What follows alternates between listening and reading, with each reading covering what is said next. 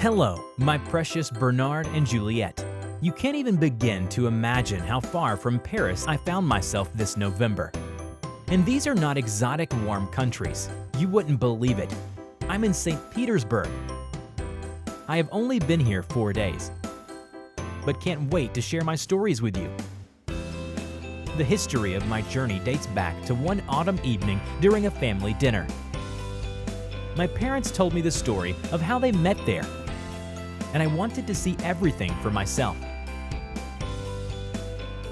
I discovered that a free e-visa can now be issued via the internet. I filled out an application on the website. I selected my country, entered my email address, created a password, and attached my photo. That's it. 4 days later, I got my visa in my mail. My parents were very surprised that I got an e-visa so quickly and wished me a wonderful trip. True, my mother had been slightly worried that it was already autumn and cold, and she gave me a warm scarf and hat. The following day, I passed through passport control at Pulkovo Airport. I presented a pre-printed visa and voila, the whole city was in front of me. Look at the photo. Today, I visited the Hermitage. There was no queue, I bought a ticket and quickly moved to the halls. And now I am standing in front of the famous painting, Madonna and Child, which I have long yearned to see. I met some new friends near this painting. They are Petersburgers, very hospitable and friendly people. And since then, we've been hanging out together. Thanks to my new friends, I found out what usually remains hidden from the ordinary tourist eyes. And now they are waiting for me. We are going to watch the Festival of Light at the Palace Square. Pack your bags, exchange your office chairs for airline tickets. Soon, we will fly here with you. Our hero, George, hasn't described even half of all the emotions that overwhelmed him in this city. I suggest you continue to find out the details of his entire journey. Despite the changing weather of St. Petersburg, our hero walked a good deal around this city that has a whole host of beautiful and romantic destinations to offer. And he even made a wish by throwing a coin to the cat figurine on Malaya Sadovaya Street. As soon as he began to feel a little cold, he dropped into a cafe to warm himself up.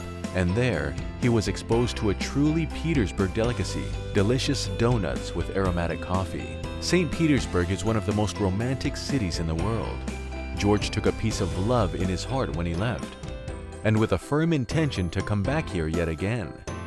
Believe me, just like our hero, you would also want to return to this city, and as soon as possible.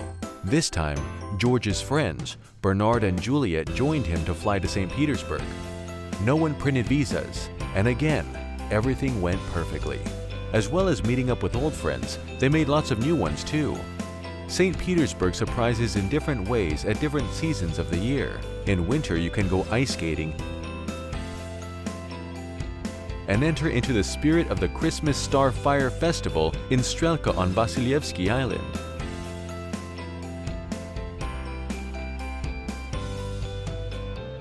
George invited his parents to go with him on his next trip. They have long wanted to show him their favorite places in this magical city. Autumn, winter, spring, the city will always find something to surprise you. Watch the premiere or a classic performance at the Mariinsky Theater, and be sure to spend an unforgettable evening in one of the restaurants and taste the dishes of the famous St. Petersburg cuisine. The most cherished dream of George has become a reality in St. Petersburg more than anywhere else. Visit the same cafe that was regularly visited by the great poet Alexander Sergeyevich Pushkin, and you are sure to agree that in such a place, the cakes are much tastier. Every day in St. Petersburg is special. Be inspired by its history and architecture, its charming cats, bridges, and friendly inhabitants, its incomparable dishes and great palaces. Come here at any time of the year to feel unforgettable emotions and the accomplishment of your desires. Welcome to St. Petersburg.